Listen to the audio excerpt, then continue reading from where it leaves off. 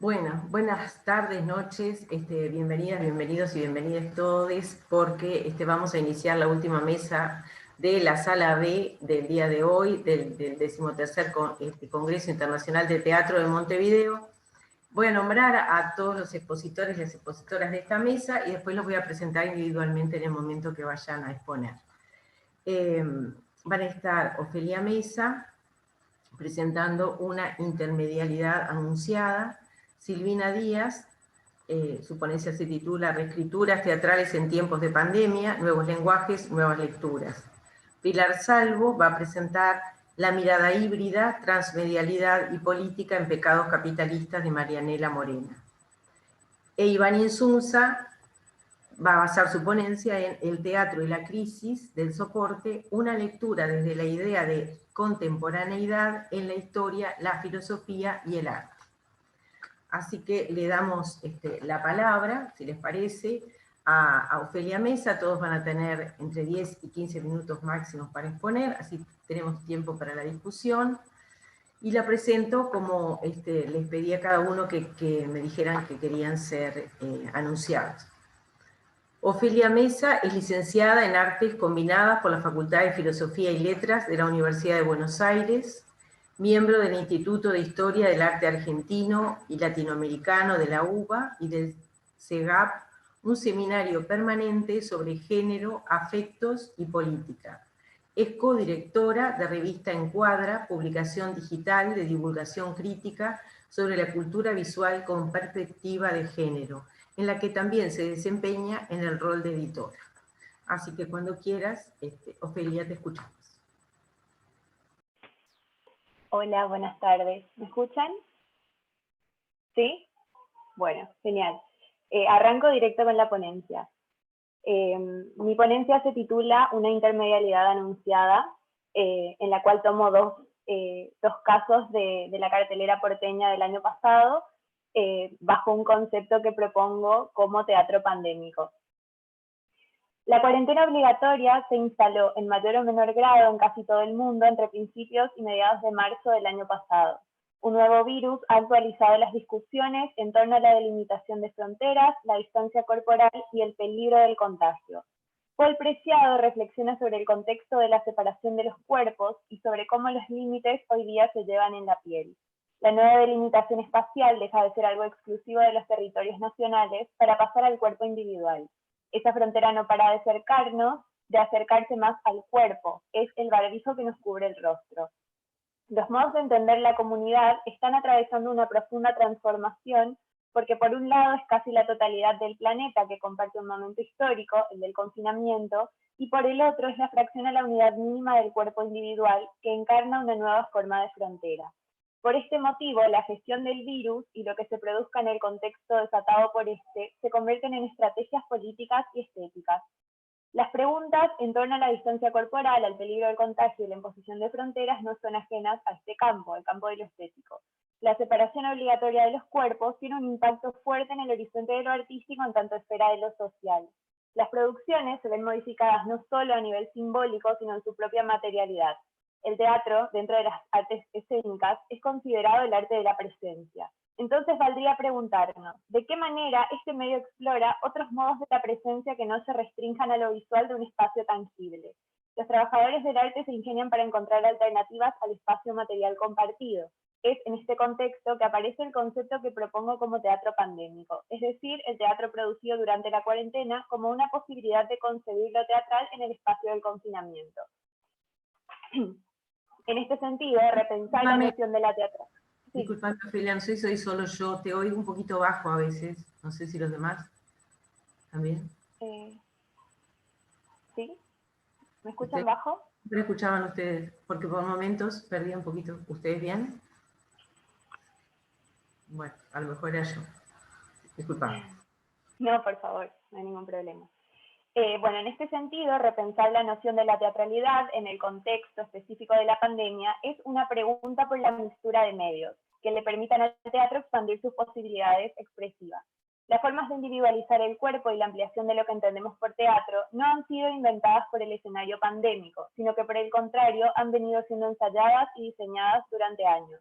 Esto le otorga a las propuestas intermediales propias del teatro pandémico la sensación espectatorial de haber sido anunciadas antes de su aparición, brindando previamente instrucciones sobre su lógica de funcionamiento. En este trabajo, propongo pensar cómo la mixtura producida entre las prácticas significantes y los medios tecnológicos o digitales ayudaron progresivamente a preparar una sensibilidad espectatorial propicia para el escenario teatral del confinamiento. En ese sentido, la teatralidad producida en la pandemia se hace eco de la ampliación de lo que entendemos por teatro para prescindir del cuerpo en la escena, o al menos tensar los modos de su aparición dentro de las piezas.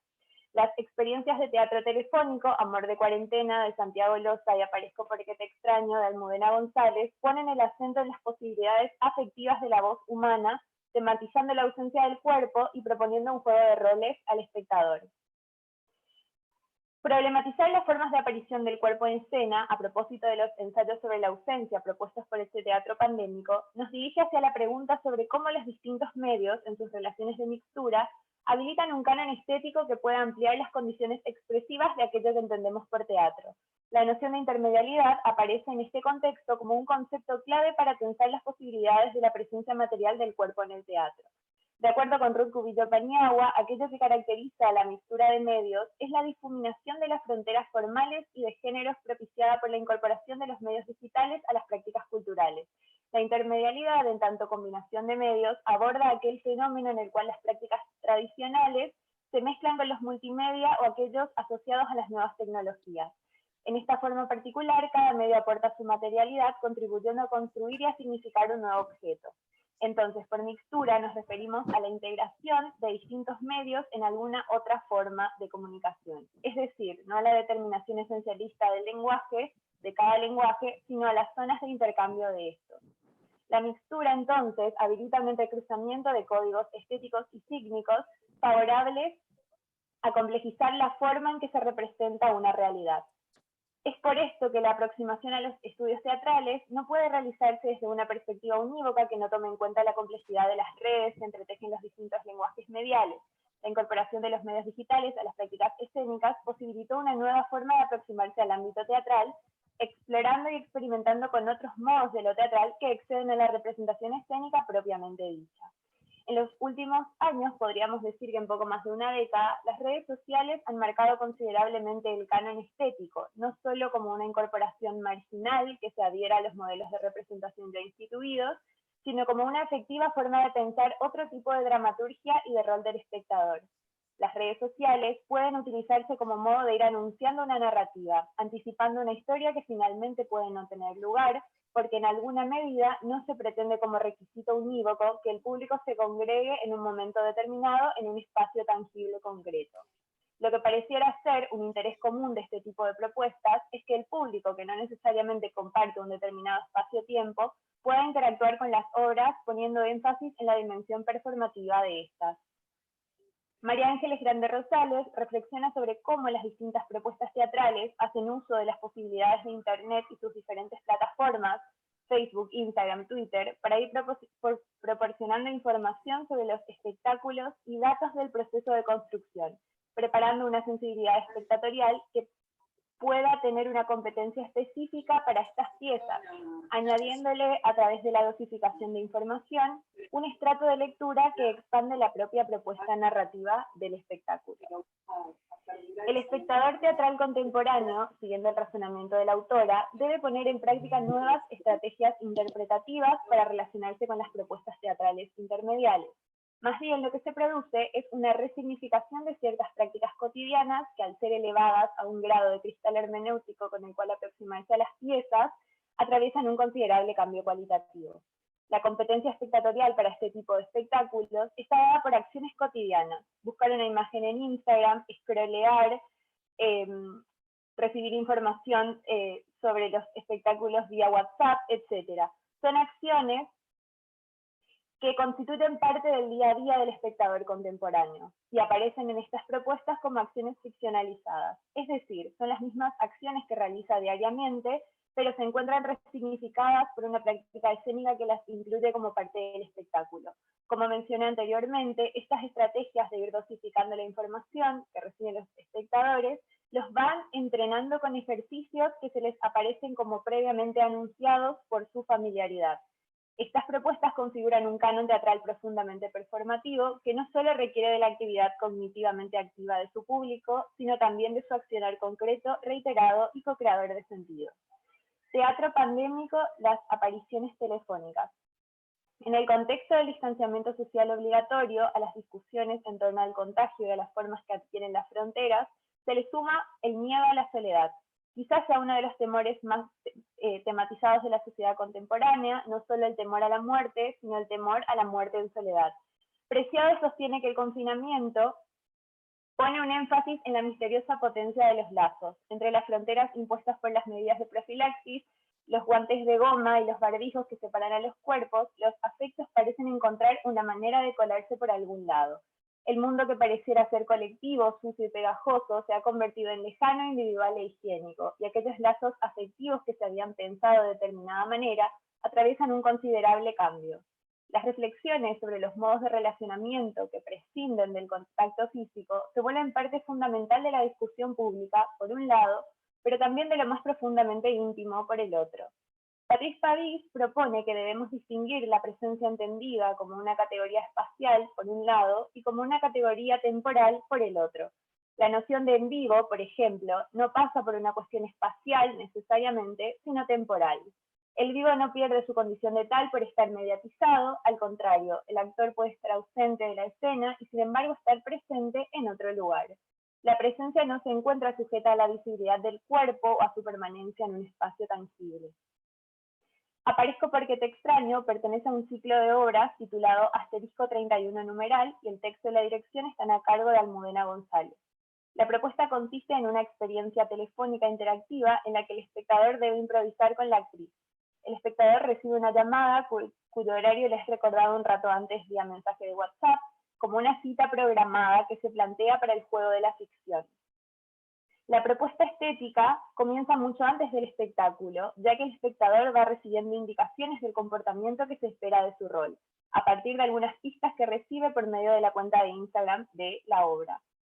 La premisa narrativa consiste en que un antiguo amor se comunica después de años desde un monoambiente en Madrid. La duración del espectáculo depende de la duración de la llamada y la improvisación que se produzca entre actriz y espectador, ya que es una experiencia en vivo y personalizada que adquiere un carácter de acontecimiento al no poder ser reproducida más de una vez. Lo eventual de esta propuesta está fuertemente enfocado en el rol performativo del espectador. Recibir una propuesta al otro lado del teléfono que lo va guiando, le dice que mire por la ventana, que busque objetos, etc.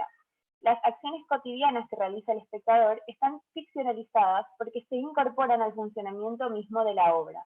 Hablar por teléfono, leer un libro, servirse una bebida, etc. Este se convierte en el actor al otro lado del teléfono que debe involucrar su cuerpo y su imaginación en pos de un espectáculo teatral. Cada decisión que tome el espectador repercute directamente en la obra, la codirige, la co-crea y la va modificando. Amor de cuarentena, por otro lado, es una obra de Santiago Loza con dirección de Guillermo Cacache. Es una experiencia telefónica también vía WhatsApp, pero la propuesta consiste en que por 2 semanas el espectador va recibiendo diariamente notas de voz, canciones, fotos y videos que reconstruyen una supuesta relación amorosa con la voz que le habla. A diferencia de Aparezco porque te extraño, no es una obra en vivo, sino que es una obra grabada. Todos los espectadores reciben el mismo contenido de los mensajes que fueron grabados previamente por los actores y actrices. Lo performático del rol de espectador también se ve modificado respecto a la otra obra mencionada porque no se espera de esto una respuesta ni inmediata ni diferida. Sin embargo, también es invitado a un juego de roles que lo ponen como el otro actor en escena. El rol del espectador es decisivo para esta experiencia. Elegir la voz del actor de los integrantes del elenco que guiará su recorrido durante estas 2 semanas, como en una suerte de videojuego interactivo. El primer día de la experiencia, el espectador recibe un mensaje que da algunas instrucciones también para el recorrido, y debe disponerse a un juego de roles donde pueda efectivamente sentirse la expareja de esa voz que le habla. Durante 2 semanas, el espectador recibe mensajes que van construyendo fragmentariamente una historia en común con esa voz que le habla.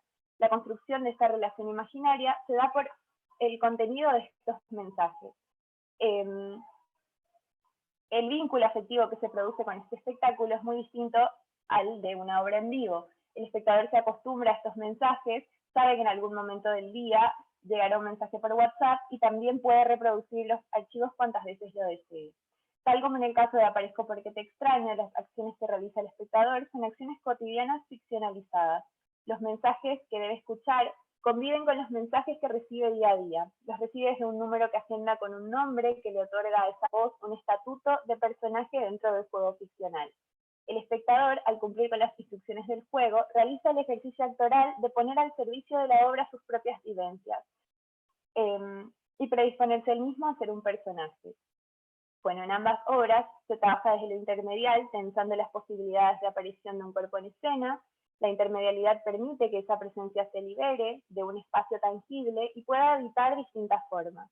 En los casos mencionados, se experimenta con lo sonoro en el soporte de un teléfono celular, haciendo uso de las posibilidades de ampliación de lo que entendemos por teatro, producido por las experiencias de mixtura de los medios que apelan a lo performativo de una sensibilidad espectatorial intermedial. La centralidad de la voz en las propuestas construye espacios virtuales donde imaginamos habitan esos personajes cuyos cuerpos no están presentes en el campo visual. Estas construyen otras formas de la presencia. El cuerpo no es visible, pero está presente en un fuera de campo no actualizado.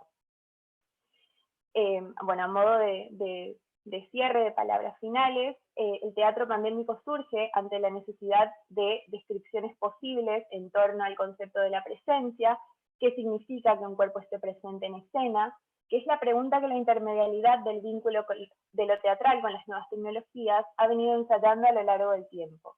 La fijación de la presencia a lo visual de un espacio material tangible se cuestiona hasta sus cimientos en un contexto de distanciamiento que obliga a pensar otros modos de las apariciones del cuerpo y de relacionarse con este. Las obras mencionadas llevan precisamente este título, apariciones telefónicas, porque ponen en escena la aparición sin cuerpo, al ser estas apariciones mediatizadas. Aparezco porque te extraño y Amor de cuarentena articulan sus propuestas estéticas en un fuera de campo construido desde la centralidad de la experimentación con la voz humana. Ambas propuestas se hacen eco de la posibilidad que tiene Internet con sus aplicaciones y redes sociales de crear espacios virtuales que no necesitan actualizarse.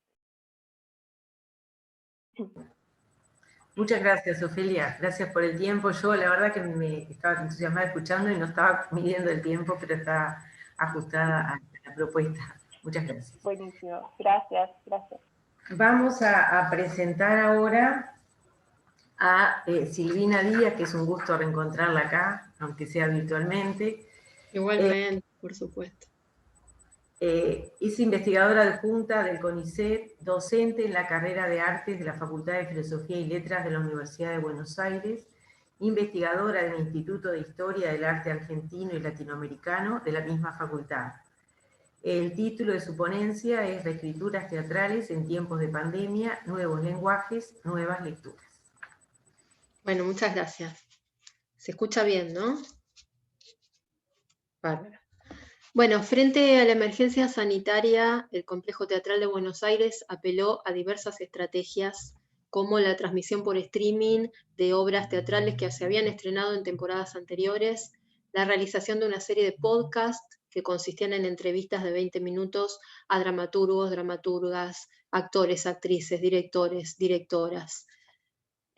Con respecto al cine, se presentó, por ejemplo, un ciclo de cine argentino, y con respecto a la danza, se presentaron los espectáculos paradigmáticos del Ballet Contemporáneo del Teatro San Martín, y se realizó el taller de investigación coreográfica, que es un taller que se realiza anualmente, y en este caso estuvo centrado en la investigación de las distintas formas de hacer y pensar la danza contemporánea en relación con el lenguaje audiovisual.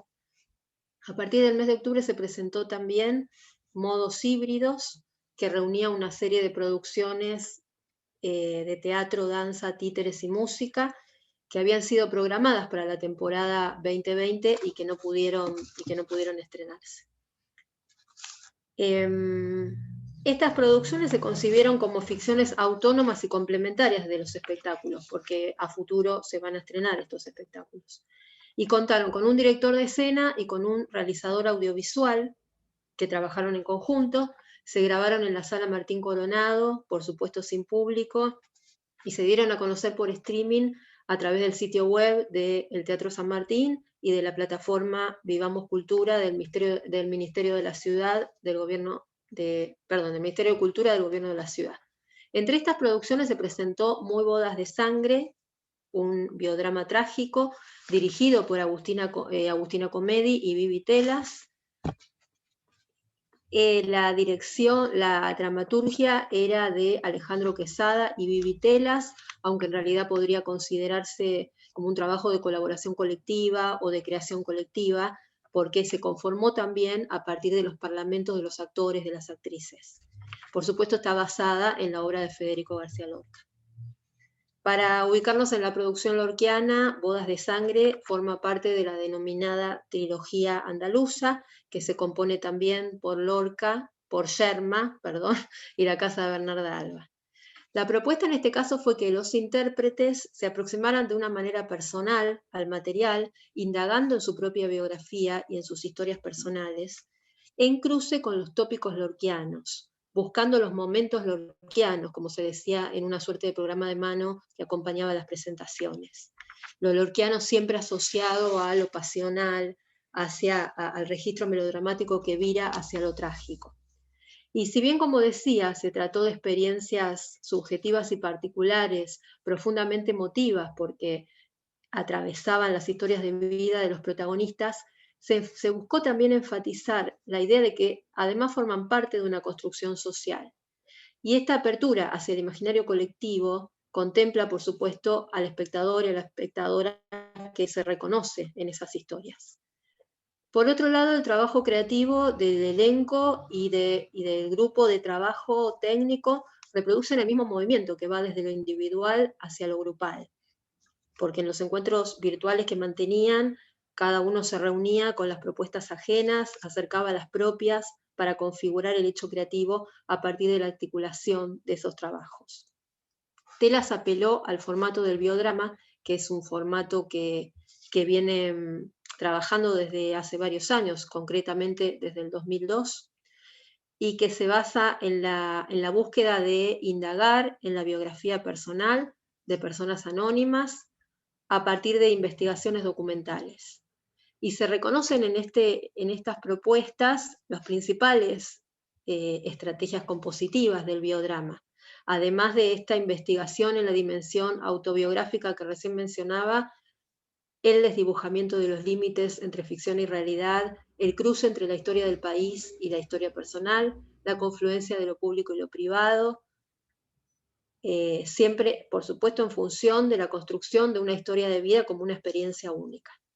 Se trata de un tríptico audiovisual compuesto por 3 piezas documentales, como las considera Telas, aludiendo al teatro que trabaja con documentos y testimonios intervenidos por diversas operaciones estéticas e ideológicas. Y en este sentido, si nos remitimos a la definición de Javier Campo, que habla de cine documental, pero que podemos hacer extensivo al teatro, se trata de un género que busca indagar en la realidad para representar historias particulares y colectivas, elaborando discursos sociales que se constituyan en archivo y memoria de las culturas.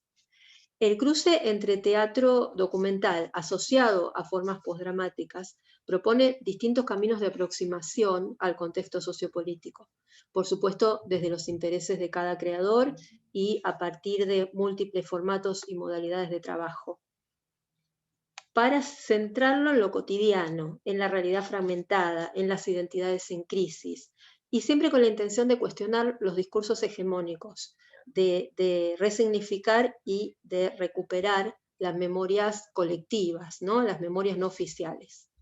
Cada uno de estos episodios se exhibe como un momento del proceso creativo atravesado por una dimensión metateatral.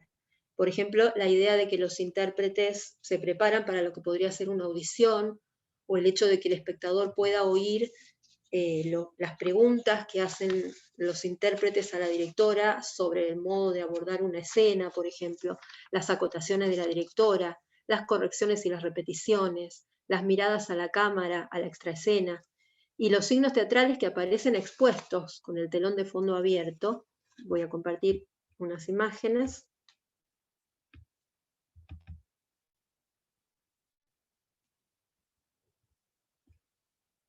¿Se ve?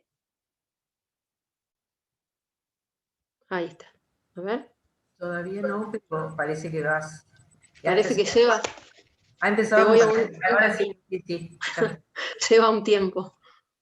Bueno, como les decía, el telón de fondo abierto deja expuesta la maquinaria teatral, las luces, se ve además las marcaciones en el piso, en un escenario despojado. Todos estos signos ponen el acento en el carácter, lejos de poner el acento en el carácter ficcional y estético de la obra de arte como producto acabado, lo que hacen es evidenciar los procesos constructivos, subrayar el artificio teatral, la condición de obra abierta más cercana a la presentación que a la representación. Podemos pensar entonces en la concepción de dramaturgia de lo real, como la plantea Urraco Crespo, en una experiencia umbral generada a partir de los puentes que las prácticas dramatúrgicas y espectaculares establecen con las realidades sociohistóricas. A partir de una serie de fotos y de objetos personales, una carta, un libro, un diario íntimo, una muñeca, los intérpretes vinculan sus historias familiares con bodas de sangre, generando distintos niveles de intertextualidad con la obra lorquiana, y en ocasiones no solamente con bodas de sangre. A nivel semántico aparecen los tópicos más representativos de Lorca: el amor prohibido o equivocado, la frustración amorosa, los mandatos sociales y familiares como condicionantes de las propias decisiones, la defensa del honor, la omnipresencia de la muerte, la idea trágica del destino, que generalmente se plasma en la imposibilidad de la realización personal, y un destino además que en Lorca no es por supuesto potestad divina, sino que va de la mano de la pasión enceguecida de los personajes, una pasión que lo arrastra todo, que aparece como ineludible, inocultable, imposible de reprimir. Por otro lado, en Lorca y en el biodrama, todos los personajes, cada personaje es en sí mismo un personaje trágico.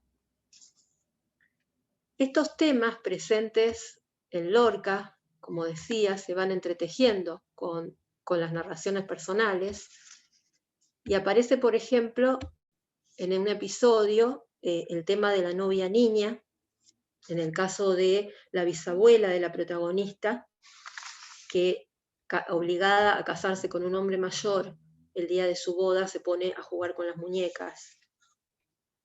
O aparece el episodio de el té compartido con su abuela, en el caso del episodio protagonizado por Cecilia Roth, una abuela que llegaba de Rusia para establecerse en Argentina, y el descubrimiento por parte de la nieta de que la abuela había dejado un gran amor en su país natal mientras formaba una familia en Buenos Aires.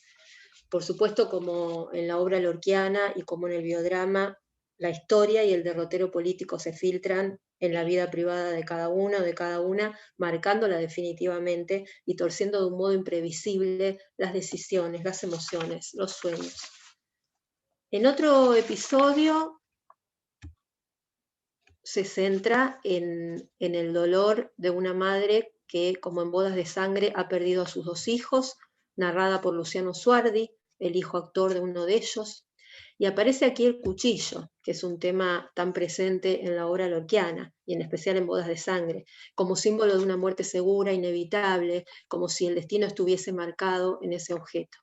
Si recuerdan, en Bodas de Sangre, el tema del cuchillo aparece en la primera escena, cuando el hijo pide a su madre una navaja para cortar las uvas de su almuerzo, pero la madre reacciona ante la sola pronunciación de la palabra, con una carga emotiva que implica, a partir, digamos, de lo que implica ese objeto en su vida.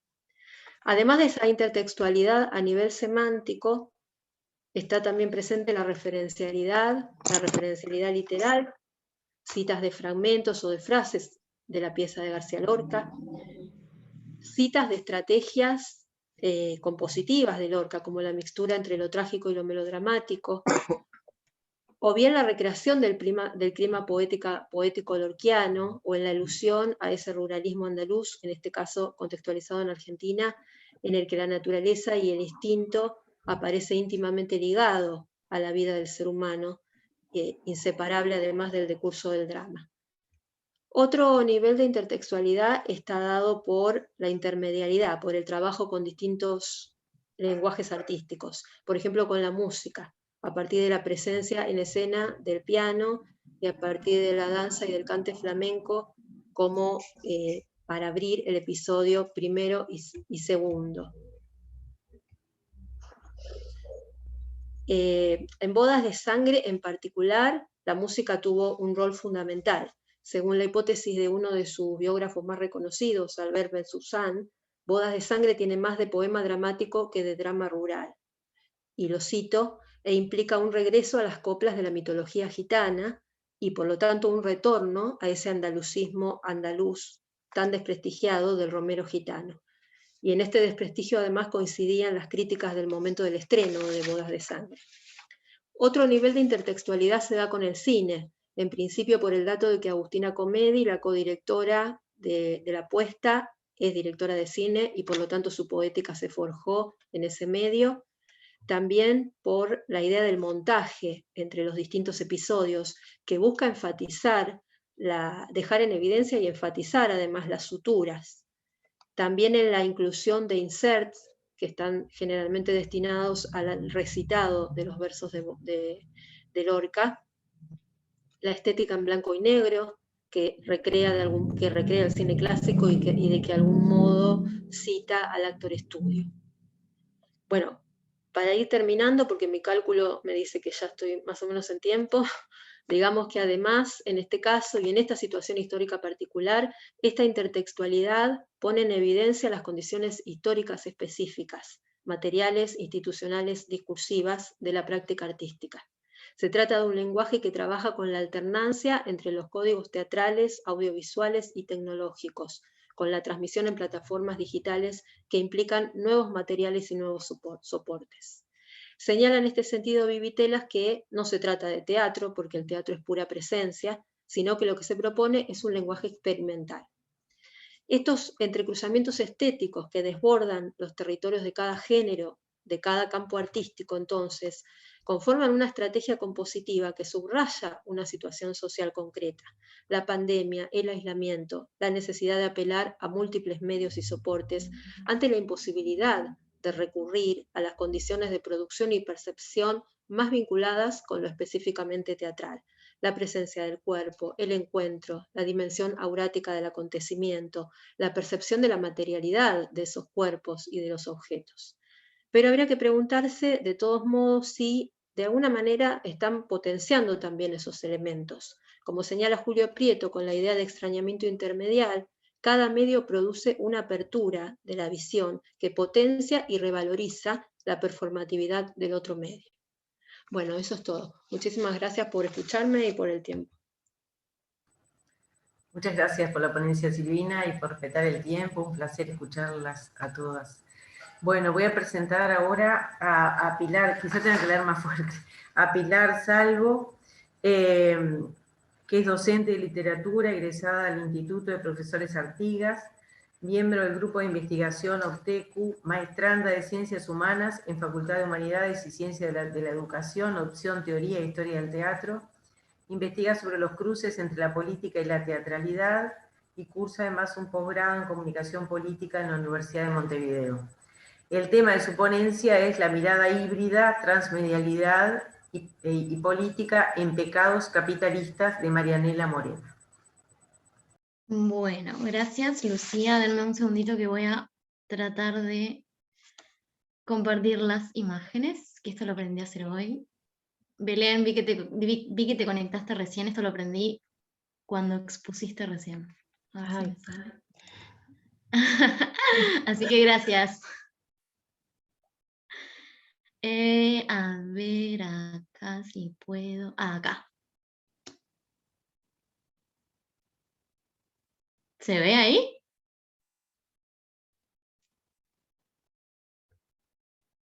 Sí, se ve, ¿eh? ¿Se ve? Ah, bien. Ah, no sabía, perdón. O sea, se ven Ay, las no. pequeñas. ¿Y no se pasan? Lo que pasa que lo que tenés que hacer es seleccionar todo, poner A abrir, ver. seleccionas todo, pones abrir y después presentación. Bien, bien. No. Bueno, perdón. Bueno, voy de vuelta.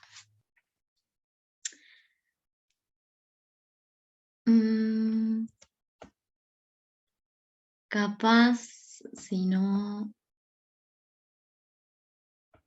Martín, ¿vos las tenés abiertas por ahí? Sí, las paso. Gracias. Gracias.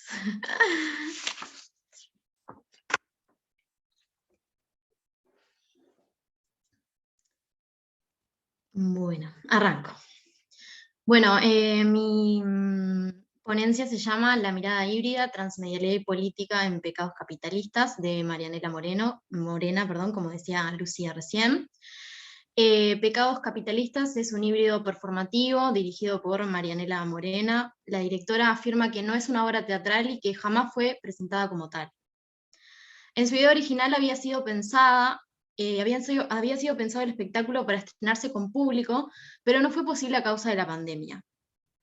El espectáculo se divide en 7 capítulos que se emitieron en diferentes días en el marco del Festival de Teatro de la ciudad de Girona, desde el 3 de febrero del presente año hasta el 9, a través de YouTube. El formato de cada episodio es el siguiente. Un periodista, Antonio Ladra, le hace preguntas a una figura política que varía episodio a episodio, mientras una actriz, Lucía Trentini, y un músico, Agustín Pardo, intervienen en el pasaje periodístico con canciones y actuaciones de diferente índole. Ahí en la imagen que estamos viendo se los puede ver a todos ellos. A cada una de las figuras políticas se le asigna un pecado capital sobre el cual se le propone reflexionar. Además de referirse a un pecado en particular, los episodios tienen hilos conductores que van estructurando la entrevista. La política del gobierno nacional, la pandemia, el plan de vacunación y el cierre de los teatros son los temas que se repiten a lo largo de los 7 episodios. La mezcla de disciplinas ya indica la hibridez del espectáculo. La incertidumbre se apodera de la mirada del espectador frente a pecados capitalistas. ¿Es una entrevista? ¿Es teatro? ¿Es una exposición política? Este espectáculo se inscribe dentro de las hibridaciones teatrales producidas en el marco de la pandemia. Mucho se está discutiendo actualmente sobre la relación entre el teatro y la llegada de la COVID-19. Indudablemente, el confinamiento le impuso al teatro un desafío, al igual que lo hizo con todos los ámbitos de la vida. Con los escenarios cerrados, los artistas tuvieron que buscar nuevas maneras de hacer que el arte se mantuviera vivo. A medida que el convivio se reducía, el tecnovivio, es decir, la cultura viviente desterritorializada por la intermediación tecnológica, esta es una cita de Duati, iba cobrando cada vez más importancia. La crítica se encuentra en un constante debate acerca de los nuevos productos que emergen de esta nueva normalidad teatral. André Carreira, por ejemplo, se pregunta, ¿estamos transformando el teatro? Por su parte, Óscar Cornau afirma, para el teatro, la COVID-19, además de ser una catástrofe, es un apasionante campo de pruebas. Dentro de este campo de pruebas que menciona Cornau, la exploración con la tecnología constituye uno de los mayores experimentos. Con la llegada de la pandemia, la sociedad entera atendió a la virtualización. Todo aquello que antes formaba parte del intercambio convivial pasó a tecnovivializarse. La educación, los encuentros sociales, las compras, el teatro, etc. La transmedialidad es un término que puede servir para entender más estas hibridaciones escénicas que venimos explicando. Es un fenómeno, la transmedialidad, de hibridez en sí mismo. El prefijo trans impone un diálogo entre diferentes medios donde no hay ningún tipo de jerarquización. La transmedialidad acentúa el diálogo entre diversas expresiones mediales, esto es, principalmente entre diversos tipos de medio. Los elementos transmediales implican un proceder transcultural, transtextual y transdisciplinar. La transmedialidad no es un fenómeno pandémico, pero sí se ha incrementado y ha adoptado nuevas formas gracias a él.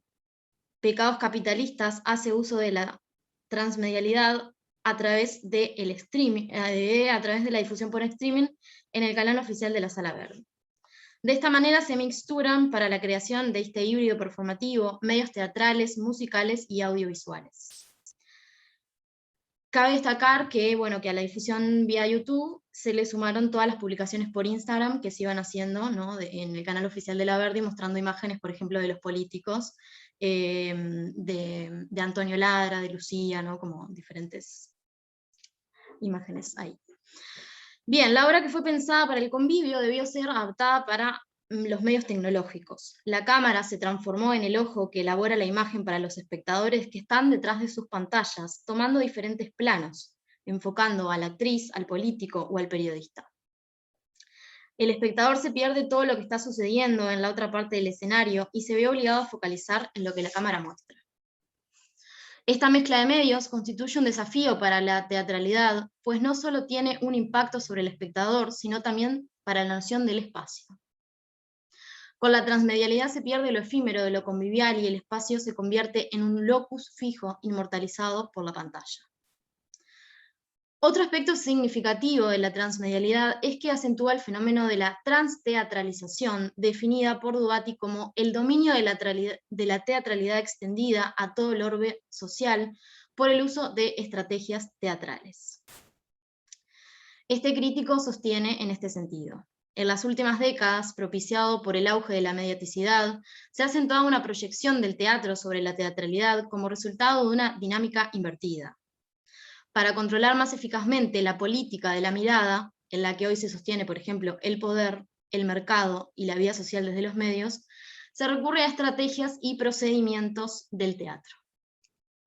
Pecados Capitalistas está protagonizada por figuras que no provienen del mundo teatral: el personaje político y el periodista. Este último es especialmente significativo ya que se conecta directamente con los medios de comunicación, lo que hace más visible aún la transmedialidad y la transteatralización. Lo interesante en esta creación es que esta teatralidad, construida por figuras que no pertenecen al mundo del teatro, queda totalmente expuesta y sometida a un mismo plano de comparación. Pasaremos entonces ahora a analizar en profundidad este cruce, centrándonos en la relación entablada entre la actriz y el político. No sé si están pasando las fotos ahí, porque veo la misma hace rato. No, le iba a pedir a Martín. Bien, capaz que sigo y vemos qué sucede. Sí, puede seguir y trata de Sigo. compartir. Bien. Ahí va, gracias. Bien, es necesario vincular la teatralidad política con los términos de transmedialidad y transteatralización. Partimos del concepto de teatralidad tal como lo define Josep Feral: la identificación o la creación de un espacio otro del cotidiano, un espacio que crea la mirada del espectador, pero fuera del cual él permanece. Ambos conceptos tienen que ver con la política y la implicancia de los medios. La exploración mediática ha sido una gran herramienta utilizada en estos últimos tiempos por las figuras políticas. Aquí la mirada del espectador no observa a este personaje en su pura representación, porque está intervenida por la óptica tecnológica, que, como ya sabemos, todo lo distorsiona. La mediatización de la política contribuye a la elaboración de múltiples ficciones. En este sentido, Christian Salomon, experto en comunicación política, afirma: las campañas electorales se han convertido en festivales de narración durante las cuales, más que ideologías, se enfrentan personajes. Lo que hace Pecados Capitalistas es dejar en evidencia esta elaboración ficcional y desenmascara a las figuras políticas. Por más que esta obra haya sido difundida a través de medios tecnológicos, el cruce con el mundo teatral sucede igual. Las palabras de Morena en relación a esto ayudan a esclarecer esta cuestión. Se trata de mezclar ambos mundos para confundir representación con representado, teatro con política, el actor como ciudadano y el político como actor. Mediados por el periodista, que no ocupa un lugar imparcial porque no lo puede ser, que toma partido y confunde aún más la representación o la realidad representada. Se trata de intentar desnudar los comportamientos de los políticos en relación a sus representados, de exponerlos con sus dudas, sus incertidumbres y también sus certezas. Arroyo afirma con respecto a esta relación entre el teatro y la política: en todos los casos es idéntico. Un relato de poder que narrar, un público a la escucha al que persuadir, una puesta en escena que organizar, unos líderes convertidos en su propio guión histórico. Antonio Ladra, el periodista, sostiene en relación a los políticos que son parte de una ficción y que en algún momento el teatro lo es por su esencia y los entrevistados porque ficcionan un modelo de país. Morena, por su parte, conversa sobre la similitud entre el teatro y la política y dice que se asemejan en la construcción de personajes, en la preocupación por el lenguaje, la puesta en escena, en cómo mentir sin que se note, en seducir, encantar, conquistar, en la obsesión por ser queridos. En el capítulo de la lujuria, donde se entrevista a Cristian Di Candia, ahí lo estamos viendo de hecho, es interesante la conversación que se suscita con respecto a este tema de la ficción política. Cuando Trentini le canta, teatro, lo tuyo es puro teatro, él responde, es lo más duro que le pueden decir a alguien que intenta generar desde la política. Y más adelante dice que esto tiene que ver con la pérdida de la credibilidad. Di Candia sostiene que el costo de mantener un personaje en la política es tremendo, y a su vez que cualquier actividad humana es una puesta en escena. A propósito de esto, él dice también que hace talleres de teatro, ¿no? Como para seguir elaborando este personaje. A su vez, cuando se lo indaga acerca de su vínculo con la puesta en escena, de su personaje, afirma que no es lo mismo pararse y hablar frente a un público que pararse y hablar frente a una cámara. Di Candia sostiene que el hecho de no enfrentarse a la expectación directa hace que el espectáculo sea más puro, porque no se recibe el descontento o el entusiasmo del espectador. Esto nos lleva a una última cuestión a desarrollar con respecto a la teatralidad y la política en este espectáculo, que es el de la sala vacía. Morena dice en relación a esto, en estos tiempos ellos, en referencia a los políticos, se quedaron con el escenario y nosotros tenemos la platea vacía. El efecto semiótico de ver las butacas sin espectadores es imponente, y parecería que a la teatralidad le falta un componente para que termine de constituirse, la expectación. Esta está aquí presente, pero se da de una manera diferente a la tradicional. Por un lado, tenemos al espectador virtual, como ya se ha desarrollado anteriormente, y por el otro, la de los mismos componentes de la obra que se contemplan unos a otros. El vacío de la sala, por lo tanto, modifica sustancialmente el acto escénico y transmite una multiplicidad de mensajes. Por un lado, indica que gracias a la pandemia, las relaciones de expectación se han modificado. Por el otro, es un acto de resistencia frente al cierre de los teatros. La pandemia ha alejado la ficción de la escena uruguaya y le ha dado lugar a los personajes políticos que con sus conferencias de prensa se apoderan de nuestras miradas.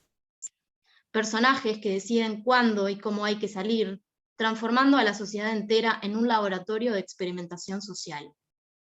Los teatros están cerrados, las salas vacías, y afuera se sucede el espectáculo de la pandemia. Otro significado que se le puede dar a este espacio vacío es que es el reflejo de una política también vacía, que muchas veces no hace lo que debería hacer.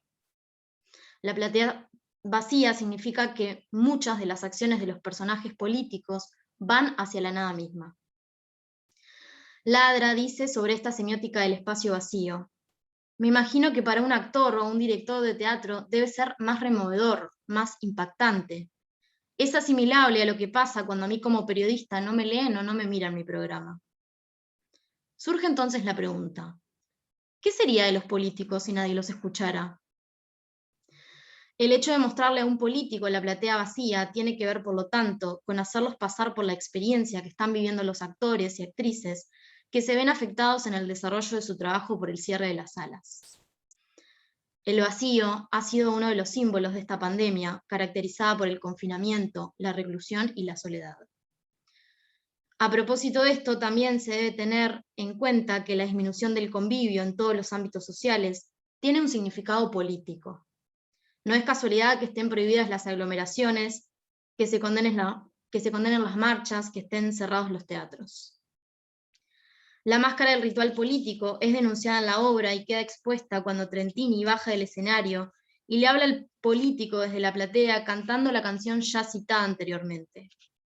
Teatro, lo tuyo es puro teatro, falsedad bien ensayada, estudiado, simulacro. Dubati dice en este sentido que el convivio y la reunión de los cuerpos, en especial la que supone el teatro, van en contra del empoderamiento de la derecha internacional y que sus políticas legitiman que la única modernización posible es la tecnológica. Al poder no le sirve el convivio, y esto queda tácito en todas las prácticas que están llevando a cabo los gobiernos con sus Fuerzas Armadas. El aislamiento y el debilitamiento del colectivo les viene como anillo al dedo para desarrollar todas sus políticas neoliberales. A partir de allí, de una política del vacío, es que el poder despliega todos sus rituales. Con esta obra, entonces, la teatralidad queda totalmente desnuda. No es casualidad, a propósito de todo lo que se viene desarrollando, que la obra se llame Pecados Capitalistas. Con su título nos habla de un reproche a todas las fuerzas políticas que hacen lo que sea para sobrevivir y que en lo que tiene que ver con la pandemia ha priorizado el liberalismo salvaje. Bueno, para ya ir terminando, tenemos entonces una sala vacía, un político enfrentándose a ella, miradas híbridas contemplando a través de la mediatización un espectáculo cuya caracterización es compleja. Una sociedad que ve desmoronarse todas sus políticas sociales y culturales. Parecería muy claro lo que esta obra combate. La resistencia que se desprende de Pecados Capitalistas tiene que ver con todo lo que ha suscitado este acontecimiento pandémico y que nos hace enfrentarnos a lo que antes creíamos imposible. Parecería que esta incapacidad de creer lo que nuestras miradas híbridas captan se resume en la frase de la canción que canta Trentini cuando dice: perdona que no te crea, me parece que es teatro.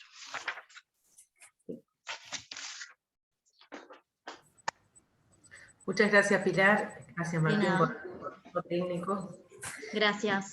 Gracias por respetar el tiempo también. Y ahora terminamos la mesa, pero no el encuentro, con Iván Insunza, que lo presento de este modo, como de acuerdo a los datos que él me mandó. Estudió cine, es actor, magíster en artes y doctor en filosofía por la Universidad de Chile y la Universidad de Leipzig, Alemania.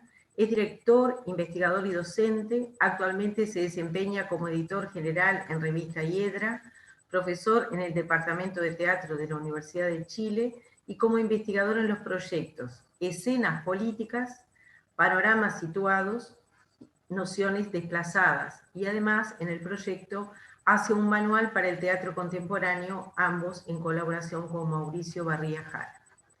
Bueno, ya tengo ganas de ver ese manual. Adelante cuando quieras, Iván.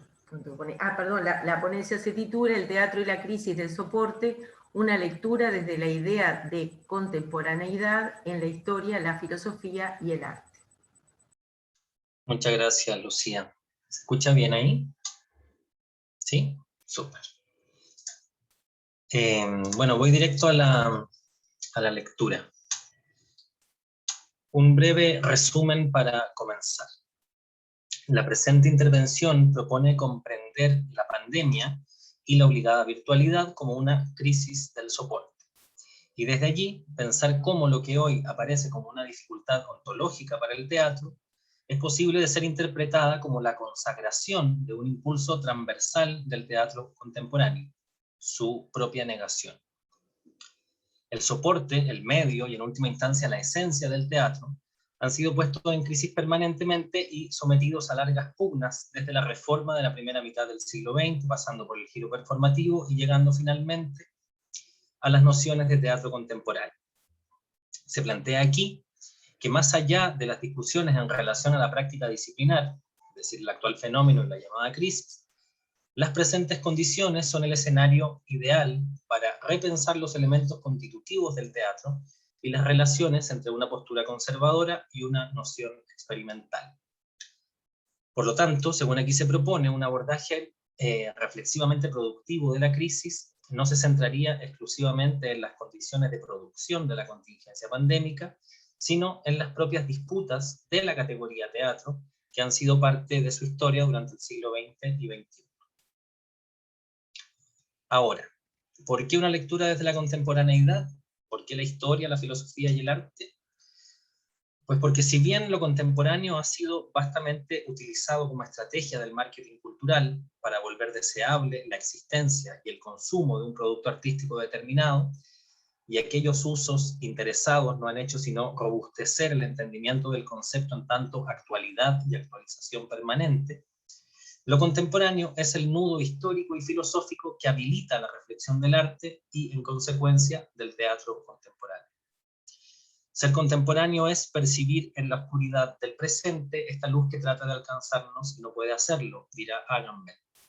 No necesariamente significa estar presente, estar aquí y ahora, significa estar con el tiempo más que a tiempo, dirá Boris Groys.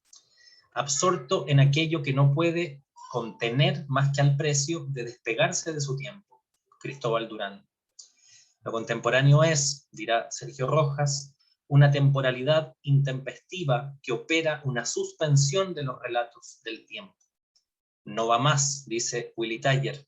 Si lo contemporáneo refiere a la coexistencia de una multiplicidad en una misma época o presente temporal, no va más. Pues la pregunta ¿por qué es lo contemporáneo? Advierte de una transformación en la propia idea de historia, dice Miguel Valderrama. Implica lo contemporáneo una peculiar conciencia histórica a la que es inherente paradójicamente la catástrofe irreversible de la historia misma como narración. Nuevamente Rojas. Ahora bien, ¿qué sería entonces el arte contemporáneo? Como afirma Alejandra Castillo, cito, bien podría decirse que lo contemporáneo marcha retrasado respecto de las prácticas artísticas. Fin de la cita. Bueno, el arte contemporáneo, dirá Catherine Millet, es aquel que debía respetar la verdad del material. La representación y la idealización habían llegado a su fin. Lo real irrumpía en el arte.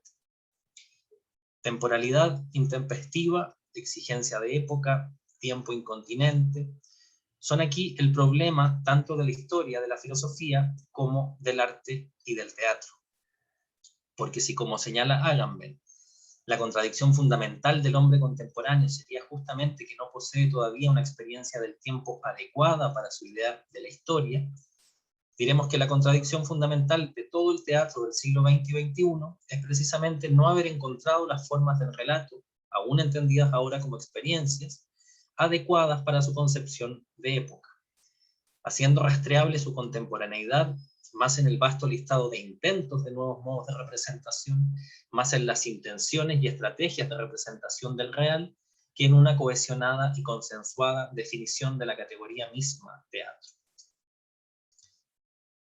Entonces, a quienes afirman o insinúan la muerte del teatro a propósito de la obligada virtualidad pandémica, bien cabría responderles que sí, que efectivamente el teatro ha muerto, pero su muerte yace consagrada en el propio hallazgo de Nietzsche, ese de haber encontrado muerto a Dios en el centro de su época.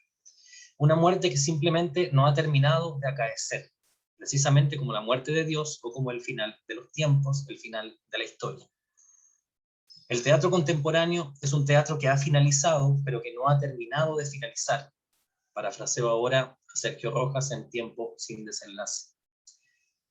Un teatro que, en cuanto halló su consagración moderna con André Antoine, cuya posta tomó Stanislavski, inició un proceso histórico de disputas que estuvo atravesado por múltiples factores que ya luego voy a nombrar. Un teatro que se consagró a la literatura a través del naturalismo, pero que pronto hubo de regularle su medida de realidad, transitando hacia un modo específico de comprensión del realismo. Pero se vino, serían los factores, ¿no? Aceleración técnica, fotografía, cinematógrafo, teléfono, avión, radio, Coca-Cola, emergencia del psicoanálisis y su consecuente desplazamiento de la noción de sujeto, modificaciones a la idea misma de realidad a partir de la teoría de la relatividad, y por supuesto guerras mundiales, Auschwitz, absurdo, silencio, giro del mundo como texto al mundo como experiencia. Y llega la segunda mitad del siglo XX y vamos de nuevo. Neovanguardias, televisión, internet, guerra fría, caída del muro, desintegración del bloque soviético, fin de la historia, impulso de archivo, etcétera, etcétera.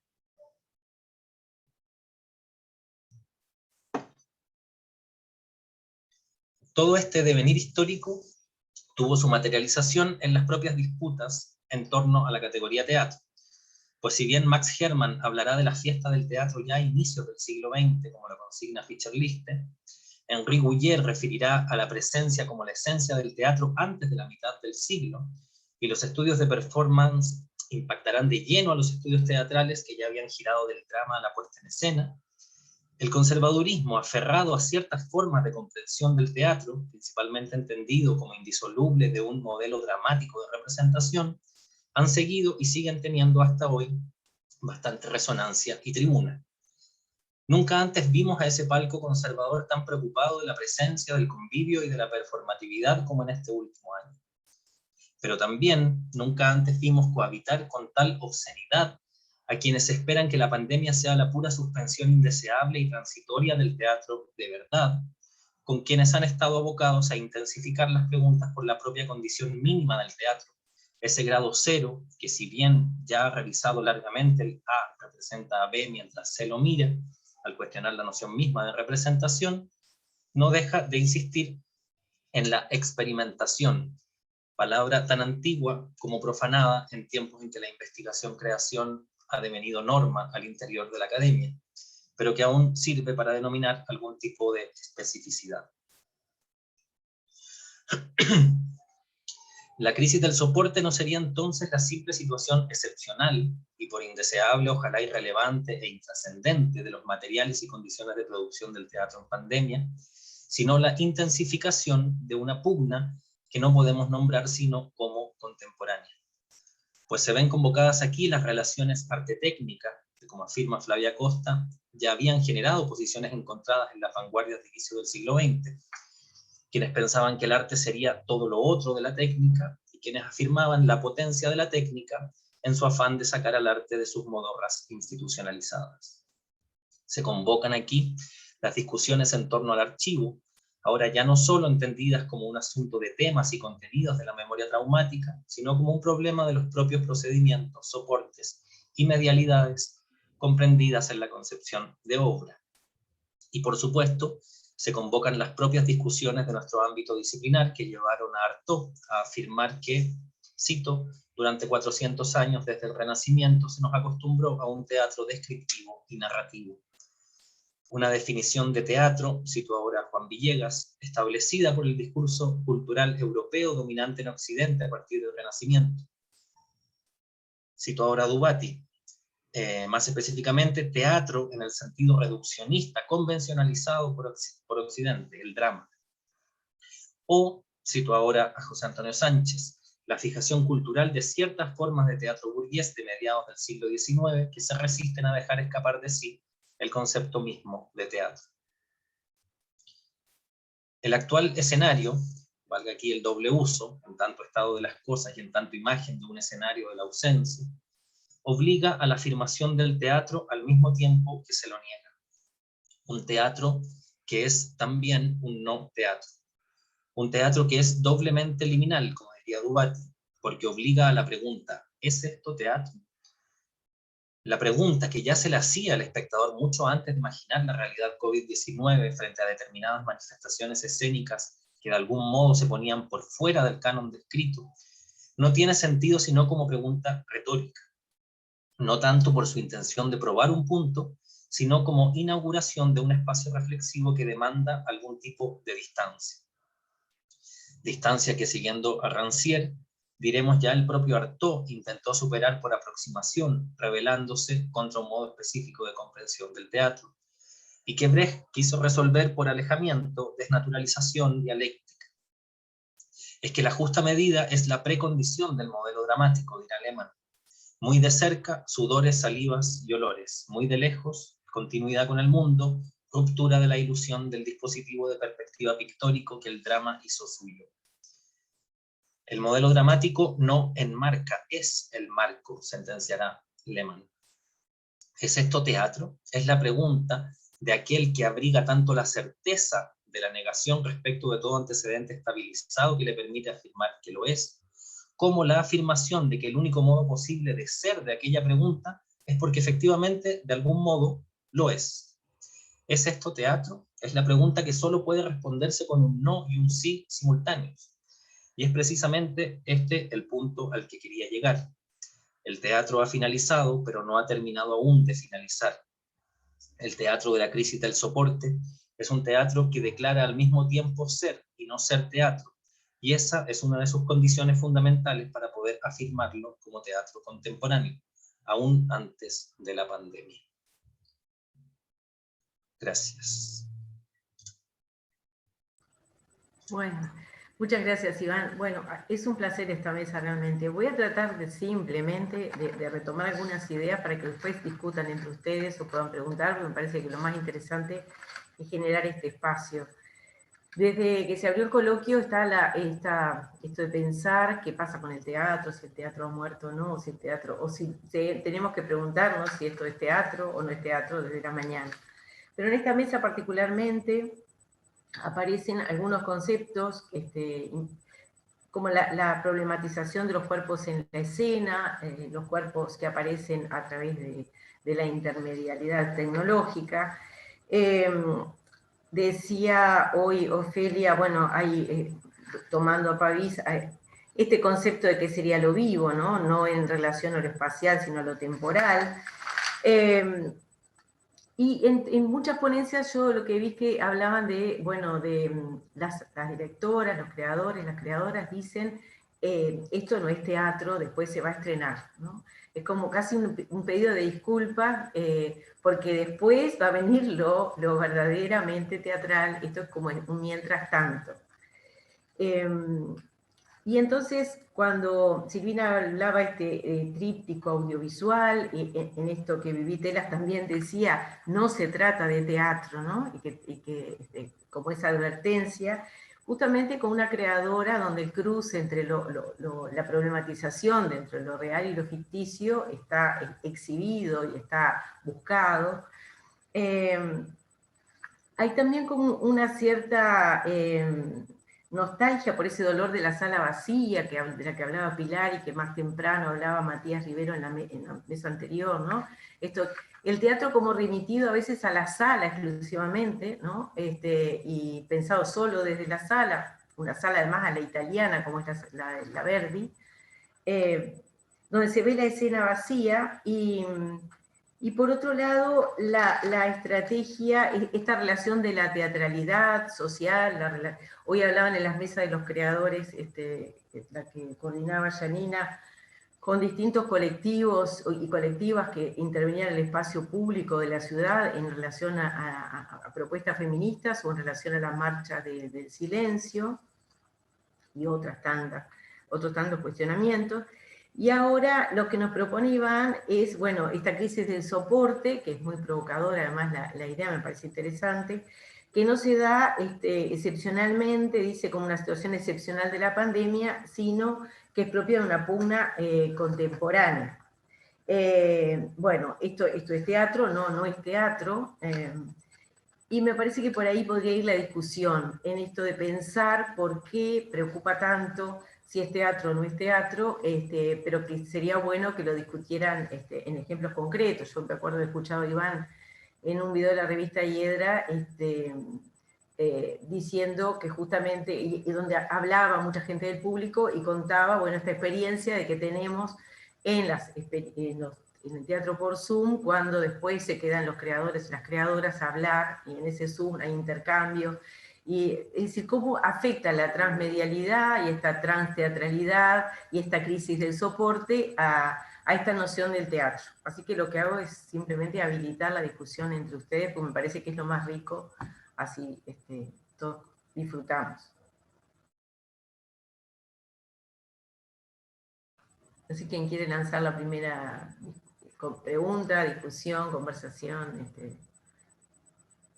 porque además las veía y los veía tomar apuntes mientras los demás realizaban su ponencia, como tratando de hacer un diálogo con el resto del panel, y me parece que me estoy perdiendo de esa riqueza.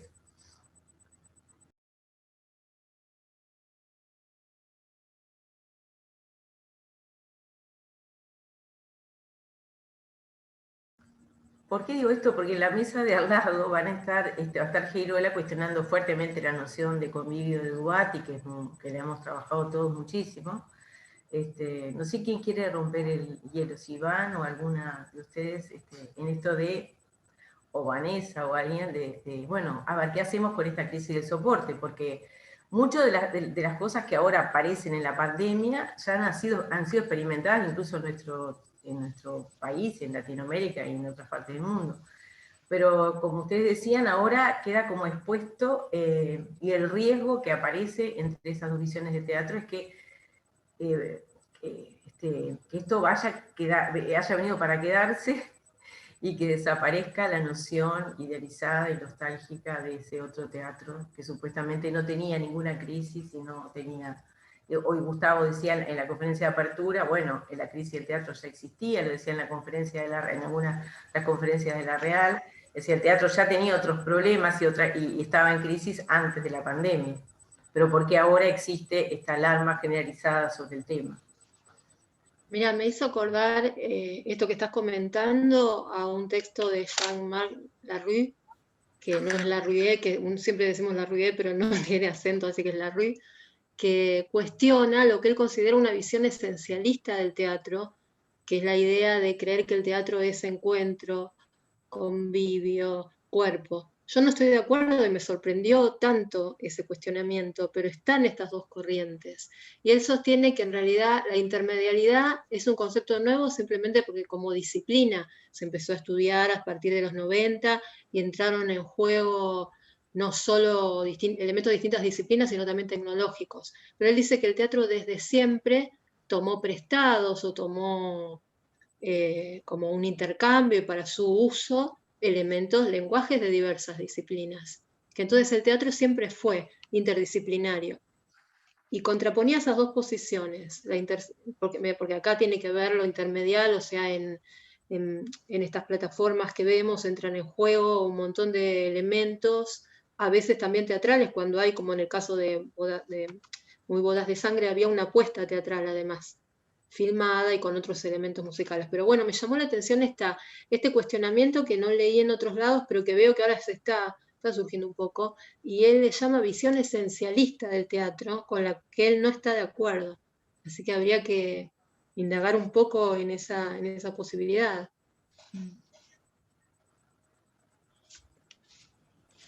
Sí, un poco lo que yo iba a decir en conexión con lo que estaba planteando Silvina, es esta pregunta que se hacía Iván, ¿no? Que ¿es esto teatro? Que es un poco, bueno, lo que dijimos todos, ¿no?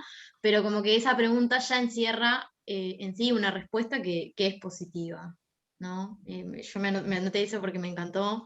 Y bueno, capaz que voy por otro lado, pero Silvina, yo quería preguntarte si vos... de repente viste Bernarda Simil Teatro, que es una obra que se hizo acá, en Uruguay, por streaming. Ah, bueno, después capaz te podemos pasar algo porque, bueno, yo amo a Lorca, soy muy lorquiana, Bueno. y me encantó todas las imágenes que mostraste y toda tu ponencia en general. Y bueno, y no podía dejar de preguntarme eso. Fue una obra que se ¿Está hizo todavía accesible para ver? ¿Sabes que no sé si se grabó? No sé si se grabó, pero Lucía No, capaz que... la hacen cada poco, hace 15 días más o menos, o un mes, la realizaron. El tema es que una de las actrices está en Alemania, entonces cuando se vuelve a Alemania se complica el tema del horario. Pero la van a seguir haciendo cada tanto. Yo les hice una entrevista. Igual ha habido, si Vanessa lo debe recordar, ¿no? Cuando yo proponía, hablaba de la obra, había compañeras y compañeros de la organización que pensaban que no, que lo habían visto, que no les había convencido. A mí me gustó muchísimo, pero me parece que tiene que ver con esto, con una visión sobre qué dejamos dentro y fuera, ¿no? Es decir, cómo se arma el cambio. Sí, exacto. Pero cuando aparezca te mando, Silvina, te mando avisar. Buenísimo. ¿Cómo se llama? Bernarda Simil Teatro. Símil teatro, Gracias. con la noción de símil chocolate, viste, que aparecen los... Ah, sí, buenísimo. Justamente para decir, bueno, es teatro, no es teatro, y en la misma obra se preguntan esto, pero Claro. es interesante. No te la cuento porque espero que No. La quiero ver.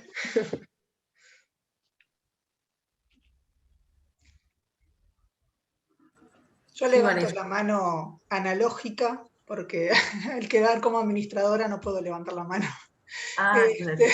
Pero no, me parece que esto que se viene, digamos, repitiendo un poco, siempre también al mismo tiempo un poco diferente, ¿no? En las distintas mesas, pero que está la pregunta, ¿no? Si es teatro o no es teatro, y que está un poco en el fondo como la pregunta de decir, ¿es el convivio entonces el parteaguas, ¿no? Lo que termina definiendo qué es o qué no es.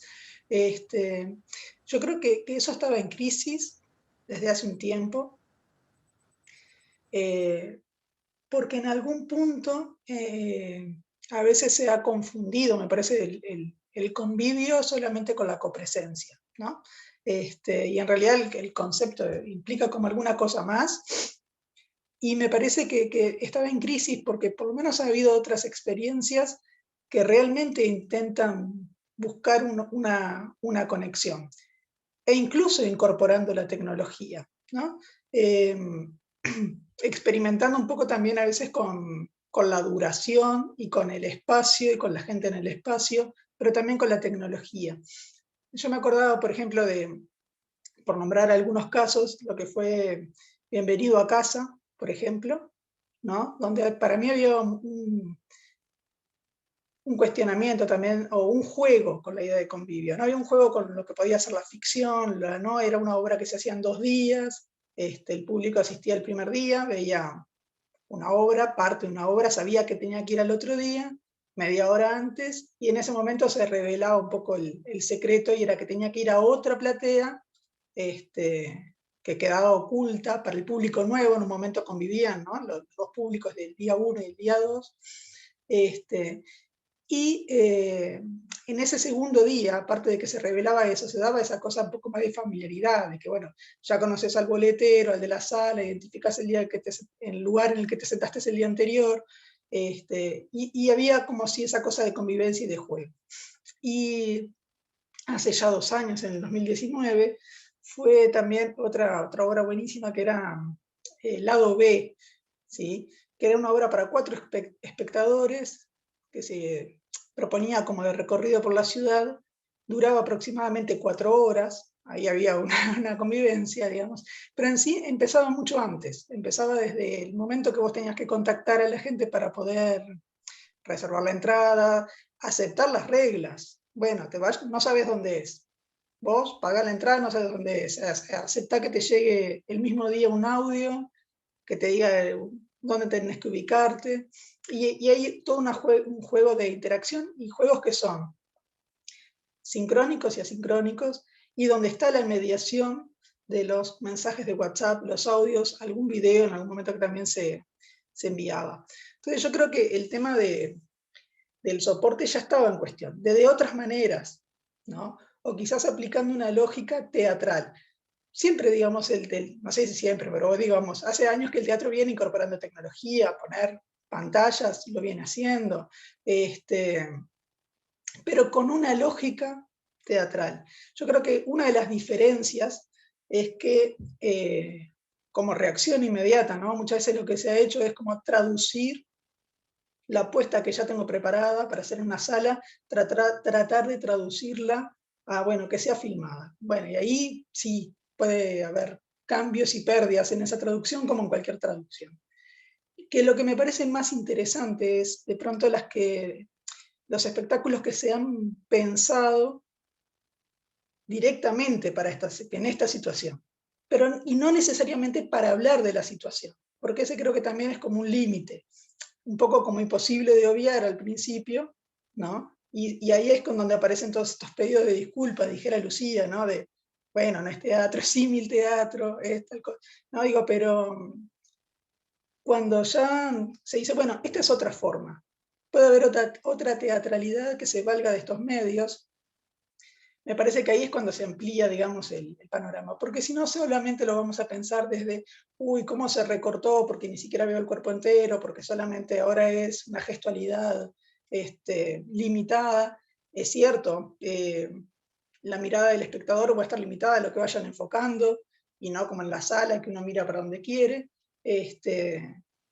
pero me parece que ahí está ese tema del soporte, ¿no? Que la crisis del soporte ya venía, y que en todo caso, si sirve la pregunta de esto es teatro o no es teatro, es en todo caso para no querer juzgarlos con unas reglas de lo que no son. Si esto se llega a conformar como una nueva forma de teatralidad, que tenga, digamos, como sus parámetros y sus reglas, porque si vamos a estar haciendo siempre, digamos, la comparación con que, bueno, pero no estoy, bueno, sí, digo, es la diferencia, es una de las grandes diferencias, se parte desde ahí. Entonces es como un poco también sesgado o tramposo, ¿no? Querer valorarlo. Y después, bueno, se verá, supongo yo, una vez que pase esta situación, si se sostiene, ¿no? Si se sigue utilizando como un lenguaje artístico, bueno, ahí veremos si no era solamente un paliativo. Pero me parece que lo bueno es como enriquecer y sí replantearnos esto, bueno, el convivio es algo más, es solo copresencia, o estas otras formas de buscar la participación son válidas, o buscar capaz la hibridez, eso se verá después, pero quizás lo más riesgoso me parece a mí es en el no querer separarlo, digamos, el aplicarle unas reglas de un arte al otro, ¿no? Eso nada más. No sé si Iván o Ofelia quieren contestar, o contestar no, porque fue una pregunta, pero quieren, Iván, ¿sí? Eso es sí. Ofelia está primero, parece. Bien. Con el botón apretado. No. Quería comentar que, bueno, respecto a esto que comentaban hace un ratito, al menos lo que a mí me dio ganas, lo que me movió a escribir esta ponencia o a pensar estas obras que, como mencionaban, fueron pensadas para este contexto, como decirle teatro pandémico es un poco también decirle como estas obras que fueron concebidas y pensadas para este momento, para este contexto y con los soportes que están disponibles en este momento. Es que pensaba en esta idea de, como muy extendida, de que el clima apocalíptico, entre comillas, está siempre muy ligado a la cuestión de la tecnología. Como que va a ser la tecnología la que va a acabar con el encuentro entre los cuerpos, el encuentro entre las personas, como toda esta idea muy Black Mirror de la ficción, no sé si decirle como ficción mainstream, del tema apocalíptico o lo que sea. Y algo que pensaba cuando escribía esta ponencia, y pensaba estas obras que son ya del año pasado, es que me parece curioso que precisamente en este momento, digo, de la pandemia y del aislamiento, etcétera, lo que nos permitió estar conectados es precisamente eso que se anunciaba era lo que nos iba a destruir o lo que nos iba a separar para siempre y lo que iba a limitar absolutamente todo. Entonces, por lo menos mi propuesta era, bueno, ¿cómo pensar esto desde lo específico que está pasando sin anclarme en una cuestión nostálgica? Porque realmente para mí, o sea, eso es algo muy personal y también tiene que ver con quizás mi área de interés, pero de no pensar a la tecnología como algo que nos va a arruinar la vida y que nos va, no sé, a aislar del resto de las personas, sino como efectivamente otras herramientas con las cuales pensar a la ficción, con las cuales pensar al arte, con las cuales el arte mismo puede reinventarse. Entonces, me parece que en ese sentido son muy interesantes las propuestas que se pensaron y se concibieron para este contexto, y que eso que mencionaban también, como que no piden disculpas, entre comillas, por ser lo que son, digo, por el contexto que les toca, porque son, por lo menos de las que yo hablé, no se van a estrenar en sala, o sea, son propuestas que precisamente se piensan a partir de las redes sociales, etcétera. Entonces, nada, eso también como me pareció quizás pertinente mencionar.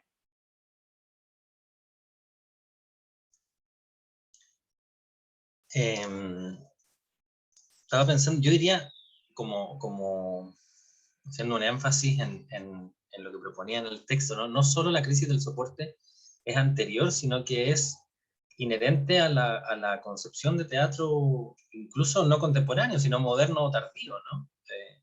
O sea, es así literal. Fines del siglo XIX, Antoine, ¿no? Viene la consagración de la figura del director teatral moderno con el naturalismo. Stanislavski lo agarra, la posta ahí mismo, ¿no? Epocalmente, y dice, bueno, sí, pero parece que está un poquito pasado, ¿no? De realidad. Le vamos a bajar un poquito la realidad y lo vamos a poner como con la distancia justa. Lo pone con la distancia justa, y lo que viene de ahí en adelante, digamos, de principios del siglo XX, es pura disputa, es pura reforma, disputa. O sea, Artaud, Brecht, luego, segunda mitad, todo lo que tiene que ver con el giro performativo, con la ampliación, los contagios disciplinares. O sea, yo insisto en la idea del modelo dramático, ¿no? Como qué tan fuerte sigue teniendo secuestrado al teatro mismo, porque los que hoy día dicen que no es teatro porque no es convivio, hace 2 años atrás nomás estaban diciendo que no era teatro porque no había acción dramática, porque no había, digamos, un conflicto suficientemente claro. O era teatro, pero era teatro malo, ¿no? Porque el buen teatro era el capaz de tener un buen dispositivo dramático de representación. Entonces, es esto teatro, que esto es sacado literal, ¿no? De la noción de teatro matriz, teatro liminal de Jorge. Es tan antiguo como eso no es teatro, ¿no? Eso no es teatro, el que apunta, sentencia, lo tiene todo absolutamente resuelto, pero hace poquito ese nos estaba diciendo, eso no es teatro, es una irresponsabilidad, le dije una vez a un director acá por el exceso de realidad en la obra, eso no es teatro, eso es una irresponsabilidad, por el nivel de contenido político que tenía la obra. Entonces estoy de acuerdo y me parece interesante, bueno, los énfasis que hizo Lucía respecto también de esta nostalgia, ¿no? O de estas declaraciones a lo mejor inconscientemente conservadoras de Vivitelas y de Marianela Morena, como esto no es teatro, ¿no? El teatro de verdad viene después, como las palabras que lo ponía Lucía.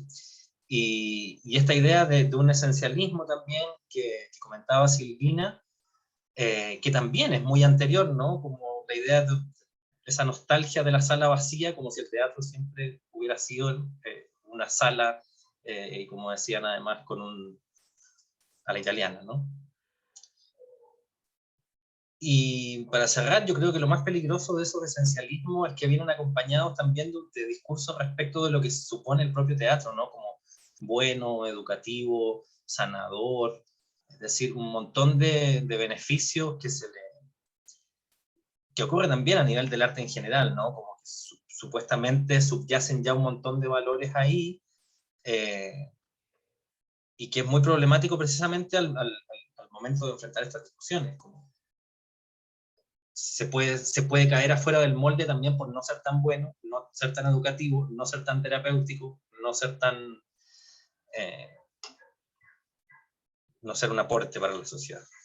Ahí está siempre Adorno rondando, ¿no? Con la idea de que el compromiso del arte con la sociedad es precisamente su descompromiso. No le pidan más de lo que puede dar, como dice la canción. Me encantaron los aportes y las reflexiones. No sé si acá hay más gente que es creadora también. Camila, Estíbaliz, no sé si quieren hablar o incluso interactuar, decir algo más, lo que quieran, las que quieran, o quieren que cerremos por acá. Porque me parece importante esto de, yo a veces cuando me estoy como público no puedo hablar, porque no se le da la palabra, no hay espacio para la discusión, siento que se pierde lo fundamental.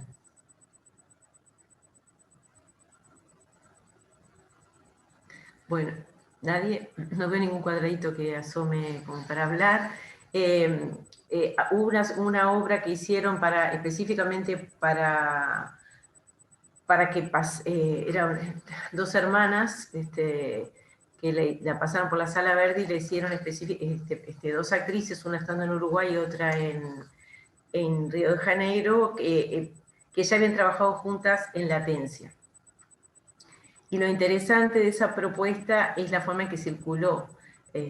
Y bueno, yo me acuerdo la cara como de horror de alguna gente cuando hice una ponencia en la UBA sobre eso, porque era en un lugar, un coloquio organizado por Dubati, y bueno, cuestionar el convivio, que yo lo he enseñado en mis clases, que lo disfrutaba mucho, me convenció mucho durante mucho tiempo, pero creo que hay algunas categorías que es necesario como repensar también, y repensar también, no solo como decía Iván y como decía Vanessa, y también esto de si estamos investigando hasta dónde, ¿no? Los marcos teóricos, las herramientas que utilizamos para hacernos preguntas, pueden ayudarnos a encontrar respuestas o respuestas nuevas, o las vamos a usar como muletas o como algo que nos deje encorsetados y no podamos generar espacios de reflexión, ¿no? En esto del soporte en crisis, pero sigue generando mucha, en el público incluso, ¿no? Es muy interesante ver lo que pasa en los Zoom de estas obras creadas específicamente para estos contextos. Cuando hay gente del mundo del teatro y de espectadores completamente desprevenidos, y entonces hay gente del medio del campo que puede ver a su hija actuar, o compañeras mías de trabajo que tienen niños chicos y no podrían haber ido a Montevideo si no hubieran visto la obra de esa manera. Y entonces lo que yo me preguntaba, y vuelvo a traer, es si estamos todos convencidos que estamos en un coloquio ahora. Bueno, a pesar de que es un coloquio virtual, pero estamos en un coloquio. Pero al teatro es el único que se le cuestiona la posibilidad de existir virtualmente. Entonces, ahí hay un problema de prejuicio, llamémosle de forma muy coloquial. ¿Por qué si sabemos que no es lo mismo la clase presencial que la clase virtual? Sabemos las desigualdades sociales que se padecen en los países en general, el nuestro no es una excepción, ¿no? La mitad de nuestros estudiantes no tiene conectividad o computadora, pero a pesar de eso, a veces damos clases virtuales para poder conectarnos con aquellos que necesitan ese contacto. Si esto es un coloquio, ¿por qué el teatro no puede ser teatro en medio digital? Parece que eso es una buena forma de pensar. No sé si alguien quiere decir algo más, o cerramos, o están cansadas y cansados. Creo que esa pregunta que vos hacés, Lucía, evidentemente viene de tiempo atrás, ¿no? Porque digamos que este concepto también de Duat y del tecnovivio es pre-pandemia, o sea, ya estaba esta inquietud.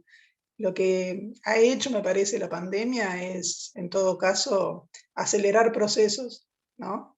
Gente que por ahí en algún momento siempre se hubiese negado a incorporar algo de tecnología, bueno, se agarra porque es la herramienta que tiene. Gente que por ahí se anima a probarlo. También es otra cosa, ¿no? Me parece que pone o que revela otras tensiones. Quizás ahora haya más grupos que puedan hacer sus espectáculos porque bueno, esto es más accesible que acceder a una sala, por ejemplo, ¿no? Entonces, bueno, eso también puede estar ahí. También se volvió a traer, digamos, un poco a la discusión, que la gente dice, bueno, o hago esto o no hago nada, porque si no, no puedo hacer. Y bueno, también se habla a veces de la precarización. Bueno, ¿tenemos un teatro tan robusto, en definitiva, o no? Sí, entonces, me parece que yo hoy decía que en todo caso esto ha sido productivo, porque fíjense, ¿no? ¿Cuántos links, obras, coloquios, charlas, entrevistas hemos podido ver? O sea, ha sido productivo a nivel reflexivo un montón, y a nivel artístico también. Me parece que los desafíos son, bueno, esto que decíamos, ¿se podrá conformar como una nueva forma?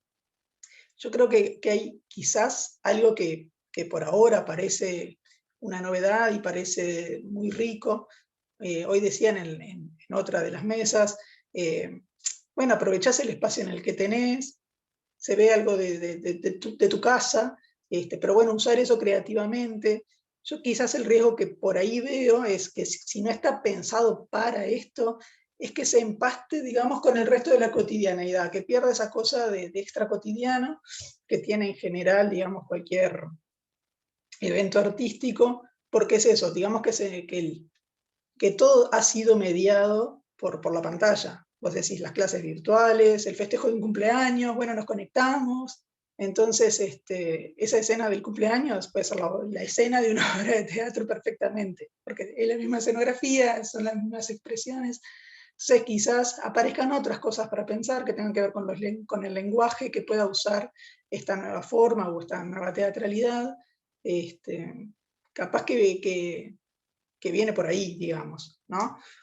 También me pareció re interesante esto que hablaban de la voz, ¿no? Y Luciana Lagisquet, que ahora está en Buenos Aires, por ejemplo, que daba talleres de dramaturgia, lo subió todos en Spotify, que es la sala sonora teatro, y dice, bueno, esto le pueden decir como quieran, ¿no? En la presentación dice, le pueden llamar radioteatro, le pueden llamar podcast teatro, le pueden llamar como quieran, pero bueno, es una forma que encontramos de seguir. Y capaz que también hay algo de esto de reeditar otras cosas. que no es necesariamente la nostalgia, ¿no? Es como que está la nostalgia por la sala, pero bueno, si aparece algo de un lenguaje anterior todavía del radioteatro, digo, bueno, capaz que también viene a refrescar algo, ¿no? A traer otro aire. En algunos encuentros de La Real hubo gente que planteó, que están subidos en la página del video, el trabajo en radioteatro. Y en el libro Mutis por el Foro, que sacó La Real, uno encuentra todas las visiones, incluso contrapuestas, o, no sé, que cuestionan, que es muy interesante leerlo, que está en internet y que sirve para seguir la discusión. Ha sido un verdadero placer. Los nombro en el orden que están en el cuadradito, pero no es simplemente es eso, como los veo, ¿no? Iván, Silvino, Ofelia, Pilar, y bueno, todos los que hicieron el aguante acá, y Vanessa, muchas gracias por la apertura de la sala, que es la que está grabando, y nos seguimos viendo estos días, mañana en otras mesas. Estíbaliz acá. Hola Estíbaliz, ¿cómo estás? Estás acompañada de Matías, también veo que estuvo en la otra mesa. Qué bueno. ¿Cómo se llama, Estíbaliz? Muteate, por lo menos salirte.